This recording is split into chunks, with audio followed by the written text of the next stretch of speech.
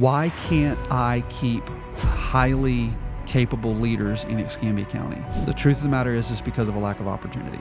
3 things that they can do to improve their company. I would say protect the culture. Culture is what we do with the creation that God has given us. I am not only impacted by your culture, but I'm impacting your culture. Always form the perspective of a servant. Thirdly, you need to know your why. If you don't know your why, you're never going to accomplish what you're out there in the first place to do. Welcome to Building Pensacola. Today, I have an awesome friend with me, Donnie Peterson. Donnie, tell us a little bit about who you are and your journey. Oh man, born and bred in Pensacola. I've been here my whole life. I'm the husband of the most awesome woman in the world. I love my wife to death, Shay. I'm the father of 3 fantastic kids. Mackenzie, who is currently looking at becoming a surgeon. Morgan, who is a local business owner herself. She runs Nobu Coffee off Davis Highway. And then my son, who is a senior at Trinitas Christian School. My career, have been with Chick-fil-A on 9 Mile Road as the operating partner there for 20 years. I have been with, I'm also a full-time pastor here in Pensacola at Christ the King Baptist Church over there off Bellevue and Community. Been there for 13 years.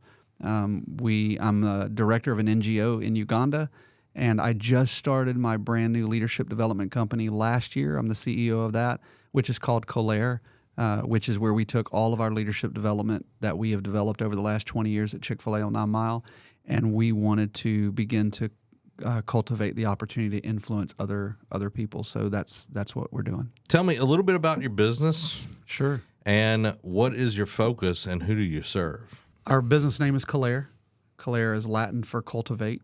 It is a brand new business started in 2024. It's a leadership development company. Our model is directed towards small businesses and small business owners. It's cultivating a leadership development ecosystem.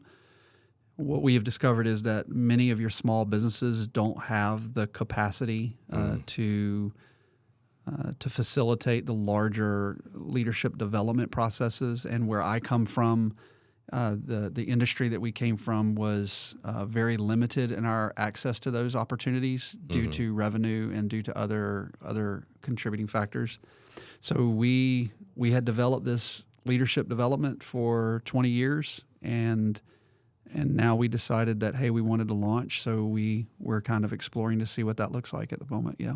So tell me a little bit about, like, let's say there's a business that wants to get the system in place and everything. What does that look like for a small business? The way it works is the business owner would contact us, and then we have a 3-part curriculum, if you will, that leads their entire leadership or their entire company through this leadership dynamic.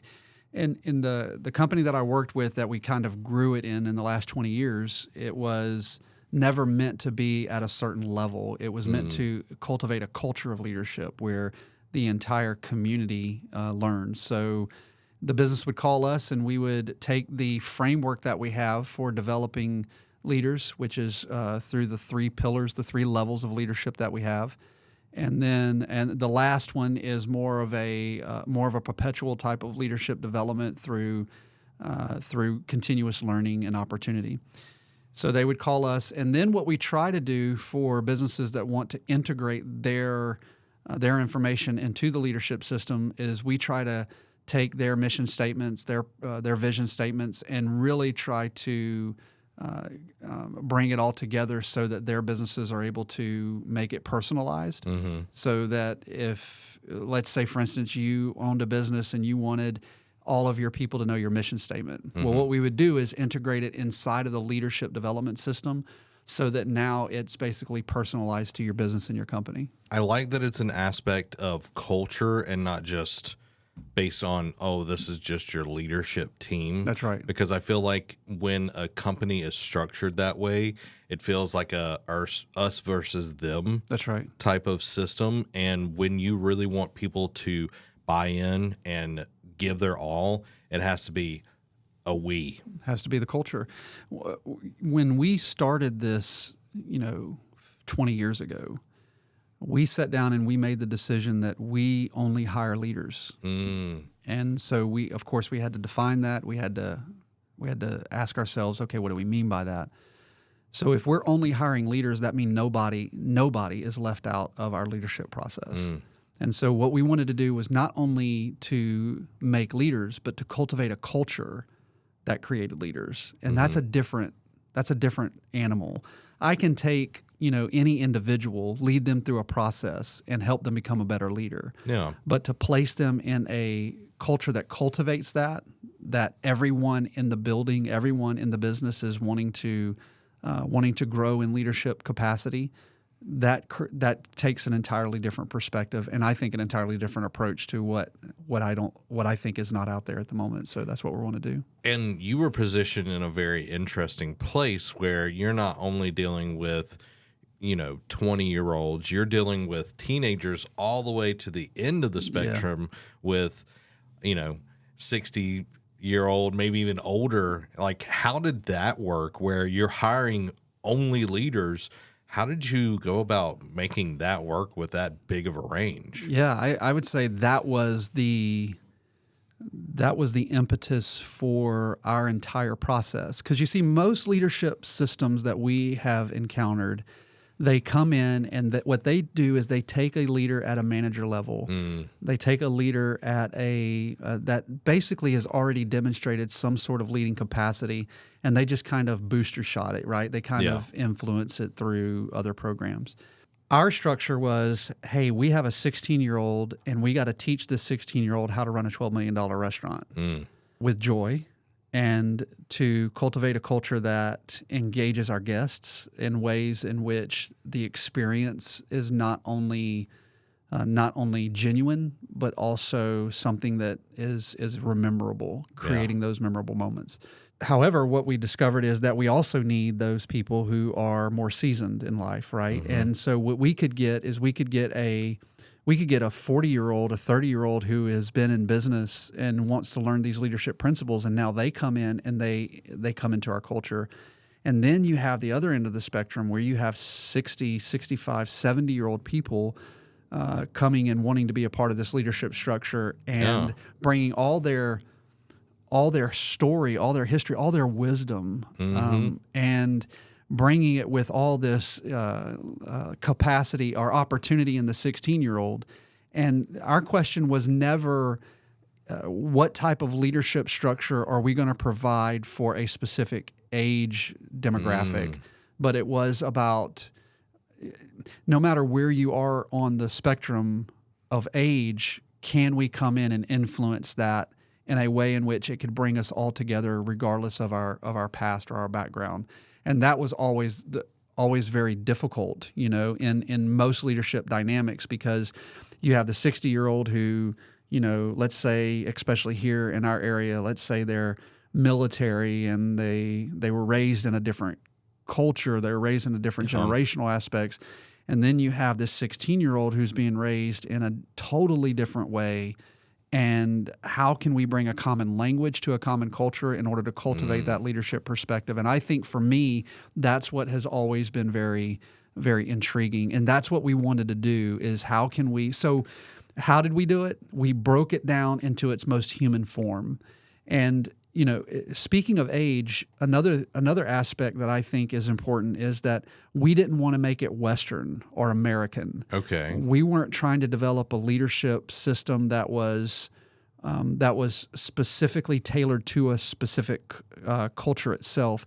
What we wanted to do is how do you cultivate leadership that is human, that creates human flourishing no matter where you are. And so one of the things that Collaire has done, that's why our website, collaire.world, is because we are not only in the United States through these various opportunities, but we're also globally impacting other areas that may not be the same culture as the American culture. So we have done leadership perspective and leadership opportunities in Guatemala. And we've done leadership opportunities, and where I currently am a director of a NGO in Uganda.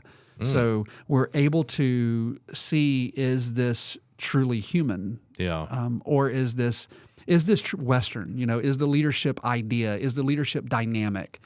You can sit here and talk about various leadership opportunities all day long, but when you go into a culture that is truly oppressed, truly third world, and you're telling them about leadership dynamics, you find out very quickly if it's human or if it's not, and that has been a very engaging thing for us as well. We think about the United States, and we've got great leaders here. Absolutely. We've got great thought leaders: John Maxwell, Dave Ramsey, Pat Lencioni. Like, there's so many that are just at the pinnacle of what I would call just like that brain trust.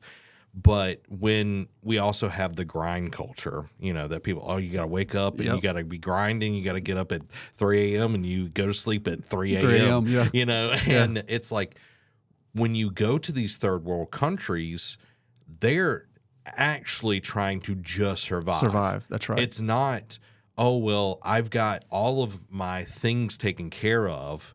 Yes, people do have a heart in America, but you think about this where they have to go miles to go get water. That's right. That's huge. That's right. And I think that's a big thing right here with what you're doing is seeing if it's actually human or is it only going to apply in America. That's right. Or a Western country. One of the things that we saw, I was in Uganda in the summer of last year, and I sat down with one of the 6 men that we had hired at our. We basically started a car wash. They call them bodas. They are motorcycles, right? Okay. And so it's basically a car wash, and we have these 6 men. It's called YADI, Youth Action Develop Initiative, and we have these 6 men that are working for us. And I sat across a man, and I asked him what his life dream was. Life dream. And he told me it was to own a motorcycle. Wow. That's his life dream. And, the challenge is I could have bought him the motorcycle right there, but that would have been the greatest detriment to his growth, because what we are doing through developing him as a leader, developing as a man, teaching him responsibility, teaching him about character, teaching him about discipline, focus, all these things that we have in our program, what it's doing is it's cultivating inside of him this desire to now be the man that lives to that potential. And I will tell you, the value that he will get from purchasing his own motorcycle will be incrementally more than the value he would have received if I would have just given it to him. So, and it goes a little bit further than that. When he does get that motorcycle, that's not going to be the end of him. No, because many times people get what they've dreamed about, win the lottery, whatever, and then their life implodes. That's right. Yep, that's right. They don't have the vision past that, and you're building the foundation and the structure around when he does get to that point, he can actually live a fulfilled life after the motorcycle. That's right. And I think that's what a lot of times we miss here in the U.S. is like we have all of these dreams and aspirations, but we kind of get a lot of stuff given to us. Yeah. We are very fortunate to be in the U.S., to have all the systems in place, and we take it for granted a lot of times. Yeah, I think one of the things that we have seen that is more impactful in our leadership is we go to a place like Uganda where they don't have the basic necessities, and they're fighting for food and survival, like you said. And then we come back here, and you have some of the resources that you have available, and you're dealing with these opportunities. But you discover that, when it comes to, let's say, discipline, for instance, discipline is one of those things that we develop inside of our character initiative. That I don't care if you're in Uganda or in America. This is human. Yeah. If you fail to have personal discipline, you're not going to be able to lead those around you. Yes. If you fail to take ownership of your life and you continue to create a victimization mindset, then what's going to happen is that's going to eventually erode your leadership capital. And so these are the things, when I was just talking the other day to the chamber, and I did an entire message on focus. Part of my message, was on focus. And one of the things I was saying was a lot of times we demand our people to focus, but then we don't give them the tools to help them learn how to focus. Man, I have kids coming to me, to our organization, to our restaurant. I have kids coming that, they've never been told how to make decisions. They've never been taught how to balance a checkbook. They've never been taught how to take personal responsibility for their life.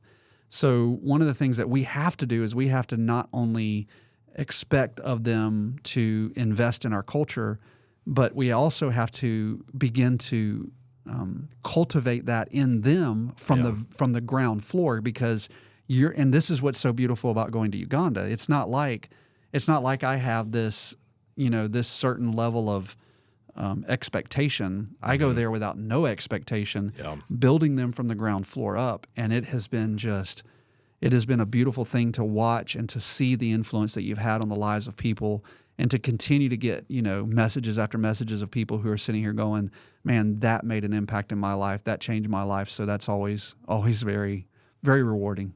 And it just gives you the energy to keep pushing and keep going. So I want to jump into some entrepreneurial journey stuff, helping people kind of start theirs or develop theirs. Okay. What are 3 things that a business owner or an entrepreneur can do to improve their company?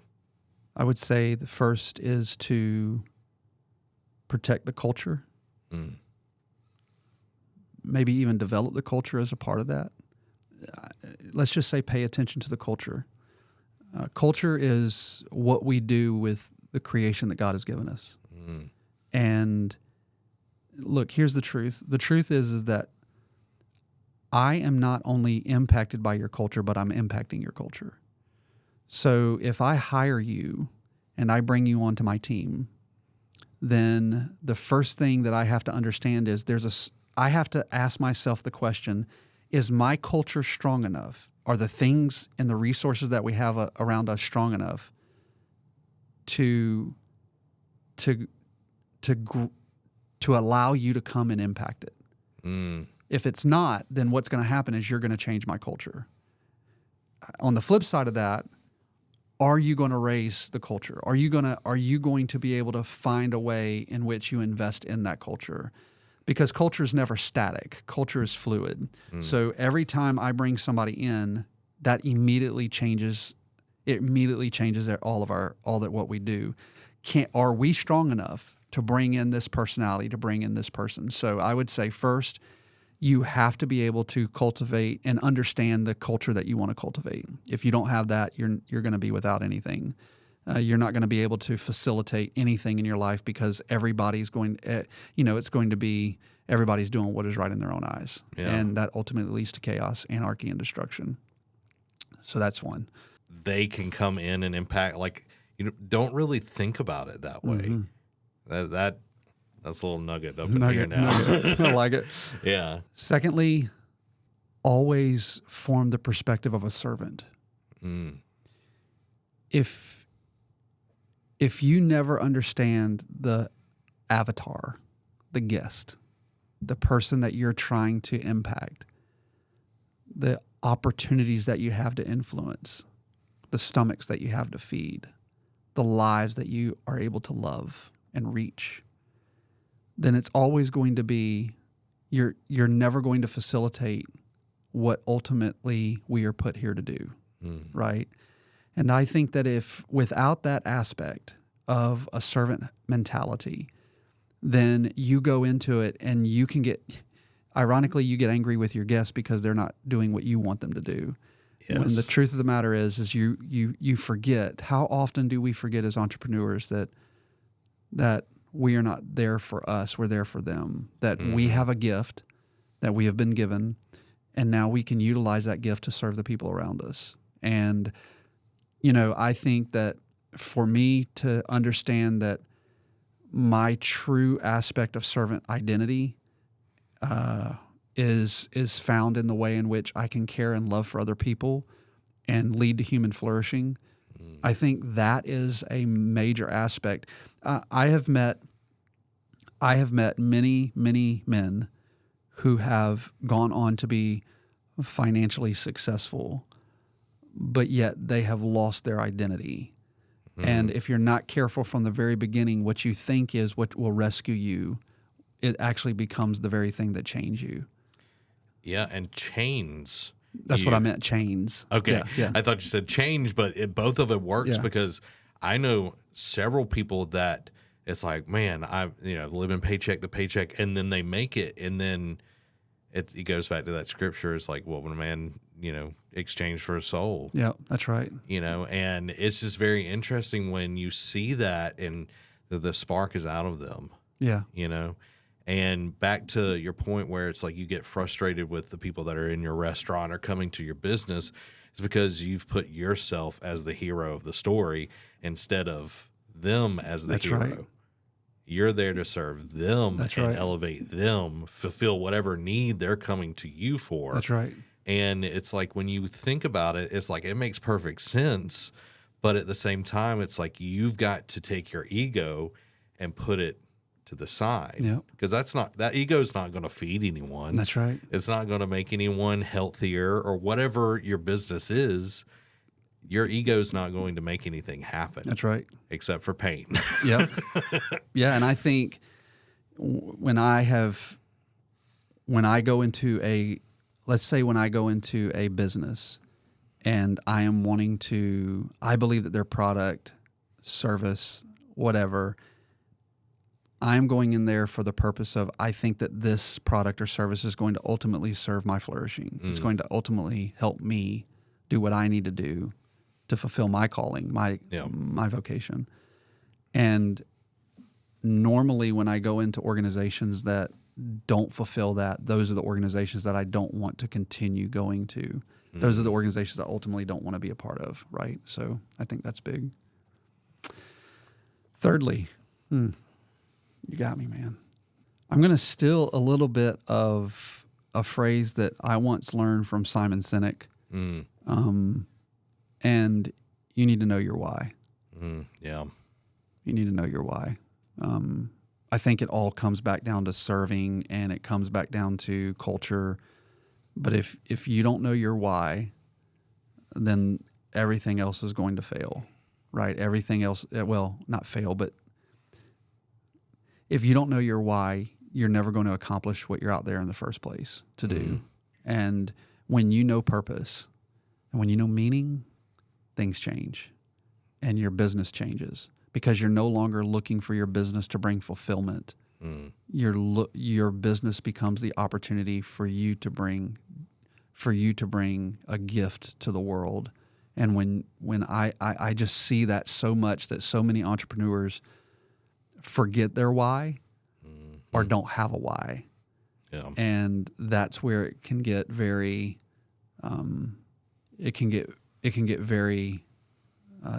it can have depreciating value, because then you own a business for 20 years and you end up hating it. Yeah. And you forget your why. Yeah. You get tired. Well, and it's like a lot of people think grit, determination, drive is the thing that's going to get you to the finish line, which, whatever your finish line is, it might be building a huge company and selling it, or passing it down to generations, building whatever it is. But if you don't have a good why, when it gets tough, what is your knee-jerk reaction? Is it to quit? Is it to keep going? And it all comes back to that why. It's like, why am I getting up every day and making this happen?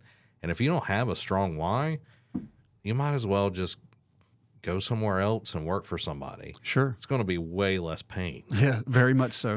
Yeah, especially as an entrepreneur, right? Yeah. If I can add another one, I think understanding your need to develop and to stay true to your character is so very vital. One of the very first level of our leadership development is all on character. And what I see oftentimes is you take a little bit out here, you remove a little bit there, you compromise. And I think the devil's in the details on that, right? So you begin to compromise your values, and if you stop growing as a leader, then your expectation ought to be for all of your people to stop growing behind you. That's what your expectation ought to be, because you're the leader. Yeah. So if you're not continually developing your character, focusing on your integrity, making sure that you're doing the things necessary in life to support the value system and the culture and all the things that we talked about, I think oftentimes we get entrepreneurial and we put ourselves on a shelf and we say, okay, we are that. Yeah. Instead of saying, wait, our familiar past doesn't have to become our predictable future. We can make decisions. We can make decisions to change, and continually looking at how we can get better and improve and strive toward excellence. Loving the journey, man. Yeah. Golly, we want a destination so bad, but what we have forgotten is that the destination isn't the key. It's the journey. It's the path. It's the man I'm becoming as I strive is more important, because I never, I once heard it like this, that life is like a marathon and it's a long run. You just don't know where the end is. Yeah. You don't know where that finish line is. So if I'm looking for a particular destination, but that finish line for me happens to go somewhere in between, I've lost the man in the journey I was. We were in Mount Zion National Park, and we were walking through the unbelievable beauty that is in the park. And I was looking down at my feet, and I remember looking up and just seeing this beautiful, gorgeous mountain. And I said to my wife, who was walking in front of me, I said, let's stop. She said, what? And I said, let's not be so focused on the path that we miss the beauty, but let's not be so focused on everything externally outside that we forget our path. And I think that's the beauty, is that, it's as we walk, as we're looking, look up, look around, look and see where you are on this journey. Enjoy the process, because the process is as important. If anything, it's more important to me than ultimately reaching the destination, this arbitrary destination that I think I have. So yeah, it's like getting married. All of this preparation, the dating phase, the engagement phase, and the goal is to get married. Yeah. And so many people make the mistake of, once they're married, they stop dating. They stop enjoying time with their spouse and everything. And then 20 years goes by, 30 years go by, divorce, whatever it may be, because they're not, they hit that mark. That's right. That was the only mark they had. That's right. Yep. And then they've not enjoyed anything past that mark. That's right. And it's sad to see that business owners, entrepreneurs, leaders in general, it's like, I hit this mark. I became CEO of a Fortune 500 company, and then they're just chained to the desk. Yep. They're not enjoying any of it because they've stopped growing. They've stopped doing the things that they enjoyed. And I think that's really important to understand, is like, you can still grow. You don't, put yourself in a little trophy cabinet, close the glass, and all right, that's the person I'm going to be the rest of my life. Yep. So we have an interesting group of people within Pensacola. We got small communities, and then we have some fairly large businesses within Pensacola. How have you leveraged that to serve the people in Pensacola? I think, at the restaurant at Chick-fil-A that I serve at, it is creating a culture that is consistently excellent. And reminding myself that chicken is the vehicle by which I get to serve people. And that has always been a huge deal to us, is that, we might serve you a waffle fry, but to be honest with you, the waffle fry was the vehicle for me to be able to be a servant to you. It's the opportunity to know that every guest that comes in contact with us, a matter of fact, our guest vision statement at 9 Mile Road is that we want every guest to feel better about themselves when they leave than when they arrived. Ooh, I like that. So so it's this constant effort. Look, the truth is that we are right near the college. Mm-hmm. We are near 2 hospitals. And with that perspective, you never know what the person is going through that you're able to serve. How many people that I've been able to weep with in a booth because they just lost their loved one. Recent story of a man who came in and he was eating and he was weeping in the table, and one of our team members, just a regular leader, I say regular leader, but no leadership as far as no manager, nothing like that, just a kid really, goes over, sits down with them and spends 20 minutes because the last time he was there with his wife who had just passed away. Man. And, those are the moments that you don't understand the emotional connections that you're making, the opportunities that a piece of chicken gives you to be able to do that. And I think with Collaire, which is the leadership company, one of the ways that it has made the most impact is to be able to come alongside a community that I love, that I've lived in my entire life. I'm from Pensacola, born here, bred here, if you want to say. Oak Crest Elementary, Brownsville Middle School, Pine Forest High School, Pensacola Junior College when it was Pensacola Junior College, 4 or 5 time dropout from UWF, whatever. We won't count that. Yeah. I love this community. And the best way I know to love this community from a leadership perspective is by realizing that I'm influencing people. Yeah. And to come alongside them and to be able to bring any sort of influence in their lives in which they are better moms, better dads, better sons, better daughters, better leaders, better business professionals, better entrepreneurs. Mm-hmm.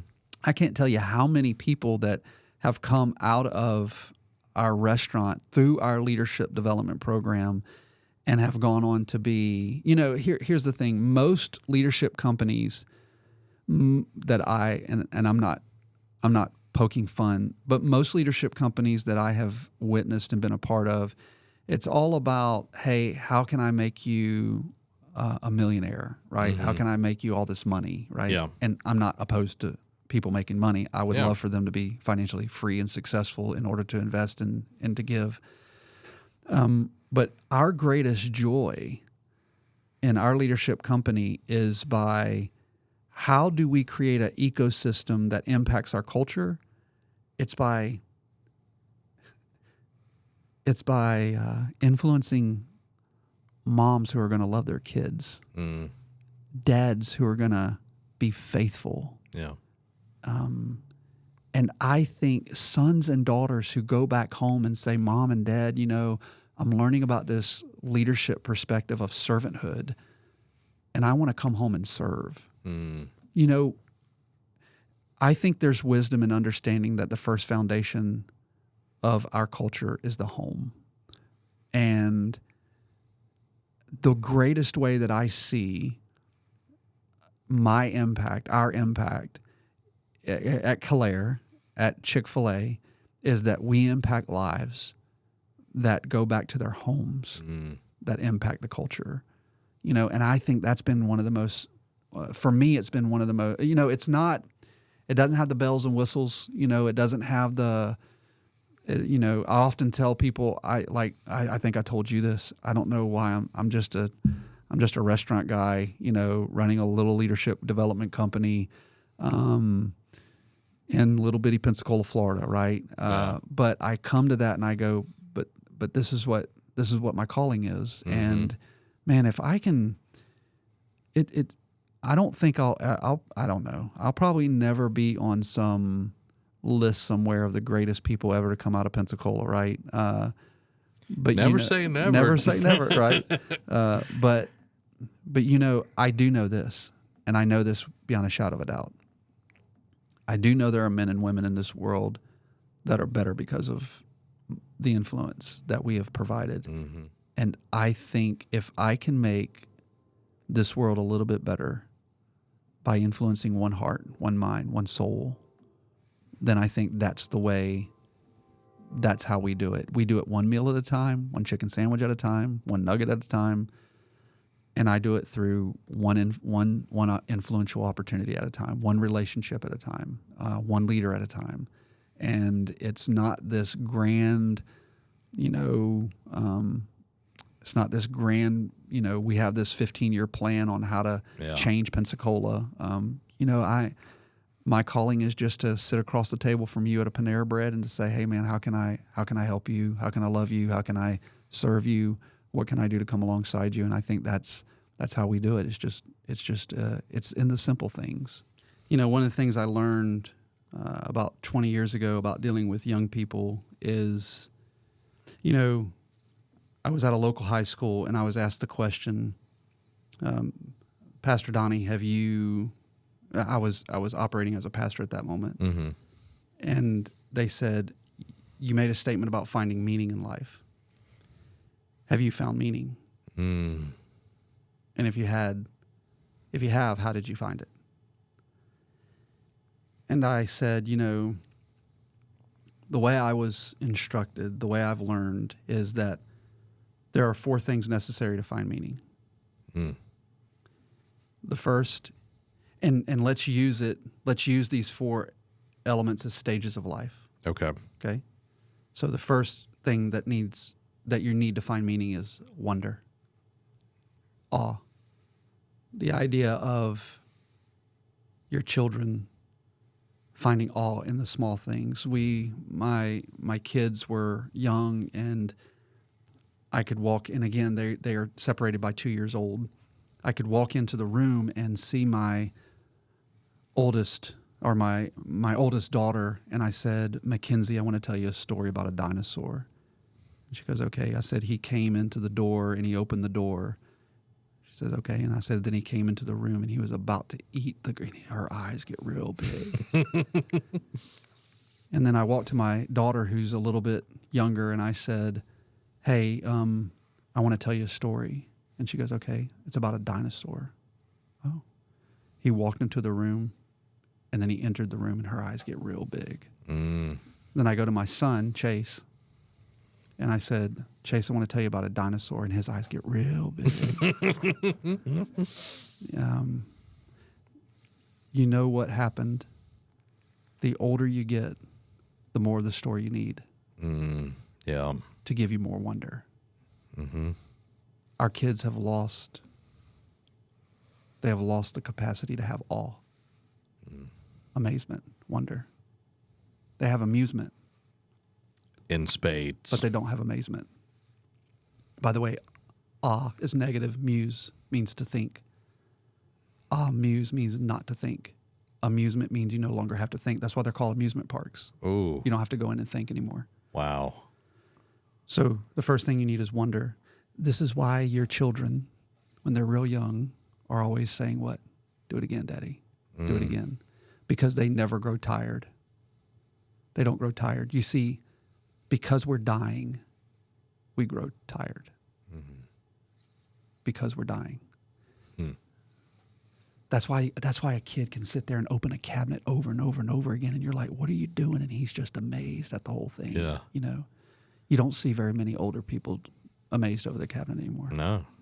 So the question number 1 you got to ask yourself is what's going to bring you wonder and awe. And I would say the older you get, the more you're going to need. And then we become young people. Then we become what is considered adolescents. And you move out of wonder and awe, and now you're beginning to look for truth. What is true? Mom and Dad, you told me about Santa Claus all these years, but he's not true. So what is true? Yeah. The question to what truth is becomes so important to the life of a kid, because if they never come to understand objective truth, their entire life is going to be built on subjectivity. And a subjective foundation always leads to chaos. But we get older, and you have all these kids in this logic phase of life, and they're trying to figure out what truth is, what is real. And they're asking all these questions, and that's the reason they're asking questions. Why? Yeah. Why is this? That's why your teenager irritates you so much. But it's beautiful. If you would just stop and listen to the questions they're asking questions of truth, and nobody is answering that question. So what do? They stop asking the question. So now you have a kid who has no hope, has no awe, has no wonder. He's being amused. He's no longer looking for truth because truth is not real. It's vacuous. And then you become a little bit older, and now you're looking for love. They don't know they're loved. Yeah.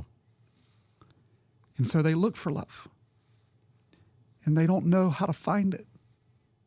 Because after all, they're not amazed by anything. There is no truth. So now what do I do with this love? And they are trying to find it wherever they can, however they can. They move. How am I going to be loved? How am I going to be loved? And they move from one girl to one guy, one this, and they're always looking for this love, and they never find it. I promise you I'm getting to a point, okay? But then you get old, like me, almost 50, right? There's wonder, there's truth, there's love. In the end is all about security. Is it all going to matter when I die? Is it all really going to matter? But here's the beauty. The greatest pursuit of philosophy is unity in the midst of diversity. How do we get, earth, wind, water, and fire, right? There was the greatest pursuit of philosophy was to find that fifth essence. That's where we get the word quintessence. It was that fifth essence that brings them all together. The greatest pursuit in education was how do we get all of these different studies to come under one roof? Yeah. That's why we call it a university. How do we do that? And by the way, you go study the colleges that started the college idea, and what you will find at the center is amazing. What they have removed, we no longer have a university. We now have a pluriversity. Because now you go and the biologist doesn't agree with the psychologist, and the psychologist doesn't agree with the philosopher, and the philosopher doesn't agree with the English teacher, and everybody's their own. Yeah. So the greatest pursuit of education is Unity University. The greatest pursuit of philosophy is Unity University. On our coins, we have e pluribus unum, out of the many one. Our greatest pursuit of our society is Unity University, right? So here's the greatest question that you have. This is what I told the young girl. The greatest question that you have is what or who do you know? What or who do you know that can give you eternal awe and wonder, grounded in truth, expressed in love, and fulfilled forever in security? And wherever you find that, you will find your meaning and you will find your purpose. I think that speaks volume to not only your character, but the people that you've surrounded yourself with and led with, that it's not about the money. Money's nice, but it does disappear. Not going to be able to take it with you when you die. That's right. But the impact that you are having is such a bigger thing where, you might hire a kid that doesn't have the greatest home life, and you create a space for them to be able to come. Yes, they're making money, they're getting a salary and everything, but they finally feel like they belong somewhere. They're learning skills that they'll be able to take with them the rest of their lives. And then when they come back home, they are bringing that culture back into their house, and no longer are they a thermostat where they change to the room. They're a thermometer. They're a thermostat where they're able to change the culture within their homes because they're coming in with that mentality that you've been putting into them. That's right. That was me. I didn't have a lot of people. My upbringing was pretty hard, and I didn't have a lot of people speaking good things into my life. Yeah. And I wonder often, what would have been like to have someone who come alongside 16-year-old Donnie, who was struggling, and to have someone come alongside me and say, hey, I see potential, I see opportunity, I see a leader in you, and I want to help you with your character. I want to help you develop your relationships. And by the way, I also want to help you with leadership. If we understand that having done a lot of work with the high school age as a student pastor moons ago, one of the things that I learned was young people are starving for hope. Yeah. And one of the greatest threats we have created in our culture is to create a culture of young people without hope. Mm-hmm. And we have a lot of positive affirmation stuff, but what we don't have is people saying, hey, I'm willing to walk through the valley of the shadow of death with you. Yeah. I'm willing to look you in the face and help you become a better man, to help you become a better mom, a better woman, a better person. We have a lot of talk in our culture about wanting to help people. Yep. But do you truly have the heart to go through that with them? And what would it have been like if somebody would have grabbed a 16-year-old Donnie at Pine Forest High School and say, I got you, I want to lead you, I want to help you. And if I can do that, and if I can do that with one person, two people, and here's the crazy part, the more you do that, the more influence you get. And you don't realize that now you have, after 20 years, now you've impacted so many lives. Now you're looking back going, I didn't do anything. I just sat down for lunch. We read a book together, I don't know why you think that's a big deal, but I think it is a big deal. I think so many people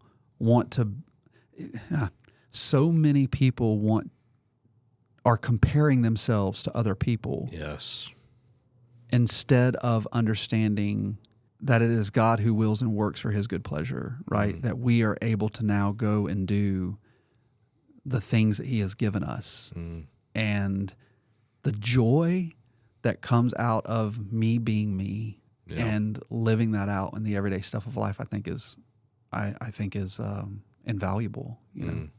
This is good stuff, Donnie. I'm not blowing smoke at you. Like, I think, being a teacher, like I saw, from kindergarten all the way up to high school. I taught high school for 4 years, and no telling how many times a kid sat in my office bawling their eyes out, or this is happening at home and all of that, and they have no hope, and it's like they've got social media. That's not hope. They've got AP Bio. That's not hope. Yep. And it's like being able to speak life into people, I think is so much more powerful than we realize in the moment, and the small things. You talk about culture, and I think that's something where it's just the small actions. They just add up over time. It's just, you put one drop of water into a bucket, but you keep doing that, eventually that bucket's going to be full of water. Yep. And I think when people realize that, it's just consistency. Consistency is key, and it doesn't have to be hard. You can make it as hard as you want or as easy as you want, but at the end of the day, it's all your choice. Right. And you'd be shocked at what opportunities you have as an entrepreneur, or even in the business world, the opportunities that you are granted. Mm-hmm. And, here's the thing. When I look at, we tell kids that we know that focus is important to success. We know this. Any man who has ever succeeded has been focused. Yep. But yet we don't cultivate in our youth the capacity to focus. No. Matter of fact, we do the opposite. We do the exact opposite. We give them so many opportunities for distraction. Somebody who has ADHD, which is myself, my capacity to focus is so limited, out of control.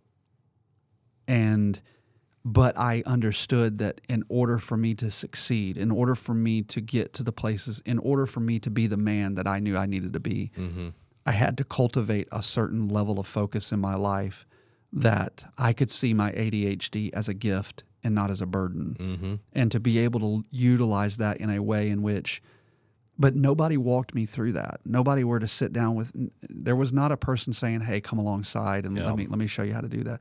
We know, so focus. We know discipline is required in success, but it's the one thing that we're running away from.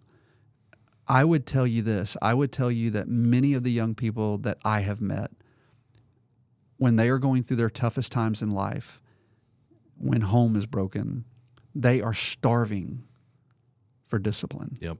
They are starving for structure. They are starving for order. The problem is that so many people want to do it they want to do it disconnected.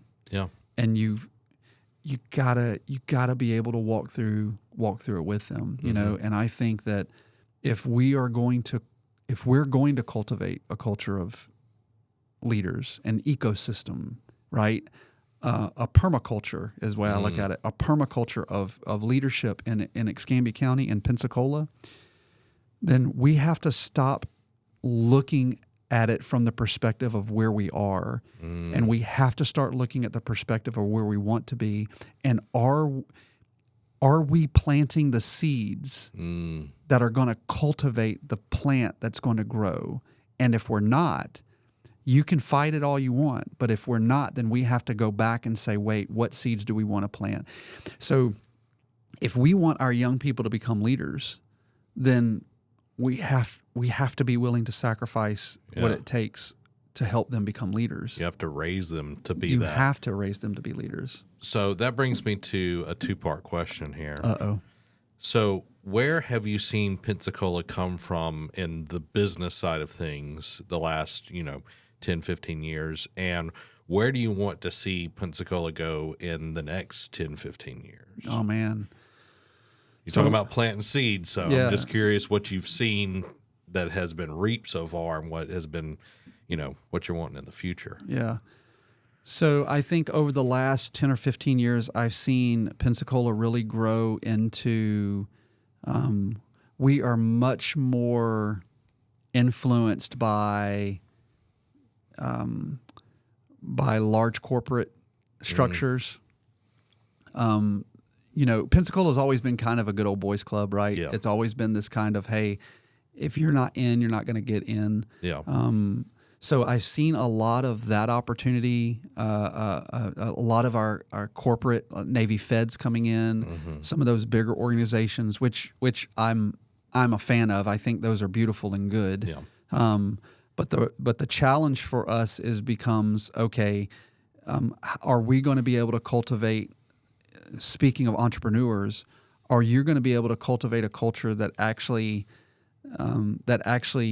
supports our young people in their endeavors to be able to succeed? Where I would like to see Escambia County go in the next 20 years, because I have a theory. I think 9 Mile Road is going to end up becoming the center of all Escambia County. Okay. And the reason I believe that is because 9 Mile Road is the last east to west thoroughfare in Escambia County. Yeah. Before that, for centuries, we have went north. We went from Main Street to from Main Street Garden up to Softly Field, Brent, whatever. It continues to go north, right? Well, 9 Mile Road is the last east to west thoroughfare through Escambia County. That's it. After that, there is none. Now we can obviously build something, but if that's the case, then I think a lot of the Pensacola area is going to begin to move to the 9 Mile Road area. I think that's where the city, quote unquote, is going to begin to. And by the way, it's right on the I-10 thoroughfare. Yeah. Which if you look at any large city, major interstates have a major impact in development. We have a lot of, this may be off topic a little bit, but we are creating a lot of homesteads that are rental properties, a lot of, a lot of hotels, and a lot of not hotels, but a lot of duplexes, triplexes, those kind of things. And I think if we want to see our culture grow in business over the next 10 years, what are we going to do to invest into the lives of those young people who have the desire to grow? Here's the truth. Why can't I keep high-paid, highly capable leaders in Escambia County? The truth of the matter is because of a lack of opportunity. And many entrepreneurs don't see the opportunity here because we haven't cultivated the systems and the infrastructure necessary for that. Yeah. We have to be able to do that. I feel like a politician a little bit. I think we have to be able to facilitate that infrastructure. We have to come alongside and go, I mean, I don't know if you've tried to start a business in Escambia County. My daughter, I'll confess, my daughter is a coffee truck owner, right? It has been so laborious to try to figure out the infrastructure behind her being able to be successful that I think it hinders a lot of opportunity that some of our young people who would say, hey, I would love to start this business. I would love to do that. How do we come alongside that and kind of become a permaculture, right? Become this incubator for large businesses in order to grow, in order to expand, in order for these students and to make the impact in the local community that we have. And I think over the next 10 years, what I see is a lot of opportunity for investment in the lives of young people. Investment in the lives of old people. I don't care how old you are, but investment in the lives of new businesses that will ultimately grow our GDP, so to speak. I don't have this, this pessimistic view of Escambia County or Pensacola. I have a very optimistic view of it that if we can cultivate that in the lives of our people, then what we'll be able to see is our young people being able to have the opportunities that maybe you and I didn't have when we were growing up. And I think that would be tremendously possible for them. Yeah. And like we've seen so much change within Pensacola. Like I remember downtown, it's like you didn't go downtown, I was just like, you didn't go down there. Yeah. But now it's a flourishing place. That's right. And what's sad is like so many people get cultivated here, but there's a ceiling on what they can do, opportunities like you were saying. So what do? They leave. Yeah. They go to Atlanta, they go to Jacksonville, they go somewhere else, they go to California. And it's like, what if we kept those people here? Yeah. What if we kept that talent and that drive in our area? It'd be amazing. Yeah. The question that we have to answer, not only ask, but answer is, why do they leave? And I think again, I think this is cultural, right? Go ask the average 19, 20, 30-year-old, why would you leave Pensacola? And they're going to tell you what? There's nothing to do here. Yeah, that's literally what I was thinking. I mean, that's legit. We have forgotten. I think we have largely forgotten about the arts.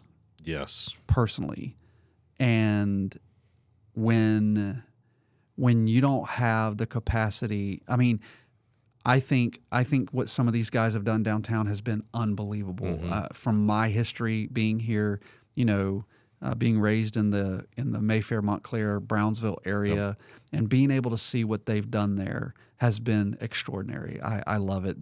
From the Wahoos to the Pilots, to the Flyers, to all the sports opportunities that you have now. I think that provides some aspect of opportunity. But the truth of the matter is, we have to also make it an enjoyable place to live. Yeah. And it's not just about the grind, right? Although there's grind there, can we provide that opportunity? but it's this holistic idea of coming alongside and saying, okay, what does this look like, and how can we influence this in a way in the business world in order to make the largest impact that we can possibly make. And I'm sitting here thinking, as you asked me the question, I'm going, man, what would that look like? What would it? That kind of takes me out of my thought capacity at the moment, because my thought capacity at the moment is to run a small business myself, right? Trying to get it up and running. But to think about how we could duplicate that throughout, how we could cultivate a culture of leadership not leadership development, but leaders. Mm-hmm. That what if we could cultivate I'm kind of going back now. What if I could cultivate a leadership ecosystem that developed leaders who wanted and had a desire to invest back into our community? Mm-hmm. Is there a way that we can develop that? Yeah. Is there a way that we can encourage that? Maybe there's a way that we could say, hey, if you want to start a business and remain in Pensacola, is there a way that we can incentivize that in some way? And I think, I think the greater we become at developing leaders who love our area, I think the greater the impact will be in creating those opportunities among them. So, yeah, I think it all goes back to making people enjoy the area, and the more, like downtown, like you're saying, like there's so much that has been developed. Like Palafox Market has opened up another section. Like there are so many small businesses, and it's like the more they get supported, the more that grows. The sky's the limit. Yeah. But there has to be some cultivation. There has to be some love. There has to be some people that have connections that are willing to pour into people, and right. I think that's because you don't know what you don't know. That's right. When it really gets down to it, a new business, like the first time I started a business, I didn't know anything. That's right. As my grandfather would say, I didn't know my butt from a hole in the ground. So, it was a kind of a train wreck to begin with, but it's like the more you do something, the more you get around people, the more you read, the more all of that, it's just going to get better and better. So I want to wrap it up here, Donnie, with some rapid fire questions for you. So would you rather have a grilled cheese sandwich or a taco made specifically the way you want it? Doesn't matter how crazy it is or how simple. Which one would you choose? Taco. What would you want on your taco? What is Donnie's dream taco? My wife makes the best taco, and it is the most basic. It's a hard shell beef with sour cream, lettuce, and cheese. That's all I want. That's all you want. I love it. There you go. It's my favorite taco. She makes the best. I eat 8 or 10 of them. I love them. So there you go. There you go. Have we had anyone, Nick, say grilled cheese? It's all been tacos. It's all been tacos so far. I love it. Might have to change the question. It's too easy. Too easy. Everybody's like, taco, of course. What would your memoir be called, Donnie? This is rapid fire. You got me thinking now. It ain't rapid fire, though. These are not rapid. That's not a rapid fire question. That's deep, man. All right. Here's a rapid fire one for you, Donnie. And there's only one right answer because of who you are. What's your favorite fast food fry? Chick-fil-A. Waffle fry, no doubt. Now, what's the condiment of choice with your waffle fry? With my waffle fry, it's got to be the Polynesian sauce. Oh, okay. Yeah, a little sweet and sour with the salty. There you go. Man, that's good. Although I do like the Chick-fil-A, and I do like the ranch in the buffalo is very good. Okay. So get your ranch, dump the fry in, and then dab it in the buffalo. You get this ranch, and that is good. But I can't eat that anymore. So, oh man, that's good. Donnie giving the Chick-fil-A hacks. Right. I love it. Speaking of Chick-fil-A hack. What is your favorite thing to order on the menu? What is the Donnie go-to special? Lunch Lunch. or breakfast? Lunch. Then we can hit breakfast after that. All right, we'll do breakfast after. Lunch is going to be a Chick-fil-A sandwich, deluxe, extra filet. Pickle, no pickle. Oh, pickle. Extra if I can get them. Really? Yeah. Okay. I like pickle. Well, anytime you're around, I'll give you my pickles. I love it. I love it. So for breakfast, what is the go-to order? Breakfast is a Chick-fil-A bowl, no hash, double egg, double chicken. Okay. Pure protein. Pure protein. And it is very good, especially if you get the honey roasted barbecue sauce and put it on top. Oof, it's very good. Extra cheese too. So. All right. Would you rather fight one elephant-sized chicken or 100 chicken-sized elephants? I'm going for the 100 chicken-sized elephants. Oh yeah. Yeah. Yeah. I can at least give myself a good kick on that. That elephant's going to kill you. I've seen an elephant. I've been to Africa. Those things are unbelievably huge. Yeah. And if a chicken is that big, that dude will just peck you. I've seen chickens mean, bro, and I'm not doing it. I love it. I give myself a shot if I got the little guys, so I'll take it. What is one book that you think that every business leader or entrepreneur should read? Like, what is this is the holy grail of business books? Like outside the Bible? Outside the Bible. Man. Because that's a good one. Yeah. I would say the book of Nehemiah, because that was his capacity to lead was just unprecedented. How to Win Friends and Influence People by Dale Carnegie. Yeah, I would probably say the E-Myth. I found that book to be very helpful for me. Good to Great, Jim Collins was a huge one in my 20 years of experience. Good to Great was one of the things that really demonstrated. But I would say How to Win Friends and Influence People and the E-Myth were probably two books that I've really taken and tried to implement and outside of the Bible that have really impacted me. Those are great books. I've gained a lot from them, so I like those.